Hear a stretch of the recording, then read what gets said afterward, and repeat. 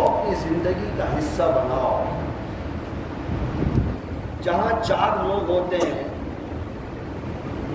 مجھے بھی کئی لوگ ملتے ہیں، یہاں پر ایک دھارنا یہ ہے کہ میرے بارے میں کہ میں مفتی ہوں، حالانکہ میں مفتی نہیں ہوں. مجھے کوئی رائٹ نہیں ہے کہ میں آپ کو وراثت کے مسئلے بتاؤں یا طلاق کے مسئلے بتاؤں آفیشیل. تو میرے پاس بھی بہت سارے لوگ آتے ہیں، 5-6 لوگ ہیں، ایک پراپرٹی ہے، اس میں وہ لڑتے ہیں کہ صاحب یہ اس میں اتنا گز اس کے پاس چلا گیا ہے، اتنا گز اس کے پاس چلا گیا ہے. اور ایسی نحوست ان کی زندگیوں میں ہوتی ہے، میں آپ کو بتا نہیں سکتا. چین و سکون تو ان کو چھو کے بھی نہیں گزرتا ہے.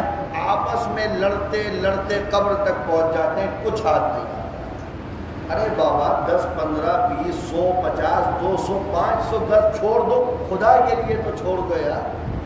کہاں لے کر کے جاؤ گے اتنی دولت؟ آپ جب تک یہ طے نہیں کرو گے کہ ہمیں معاملات کو سلجھانا ہے. ہر آدمی دیکھو، آپ کو رائٹ ہے کہ آپ اپنا حق لو، اپنے حق سے پیچھے ہٹو. یہ شریعت بالکل نہیں کہتی ہے. اگر آپ کی زمین ہے تو بالکل آپ لیجئے اسے، لیکن اتنی وسعت اپنے دلوں کے اندر پیدا کرو کہ اگر ذرا سا آگے پیچھے ہٹنا پڑے تو کوئی کہیں تو معلوم ہوا کہ اختلاف کہیں نہیں ہے. اس پراپرٹی کا ایک حصہ جو ہے وہ سڑک پر آتا ہے، بس سارے اسی پہ مر رہے ہیں کہ وہ کس کو مل جائے گا. اب وہ اتنا ہے کہ اگر 5 میں تقسیم کرو گے تو کچھ بھی نہیں آئے گا، یا 6 میں 4 میں، جتنی بھی کنڈیشن ہوتی ہے. تو سوال یہی ہے کہ اپنے آپ پہ اس لا کو لاگو کرو پہلے. اور یہ بہت وسیع ہے.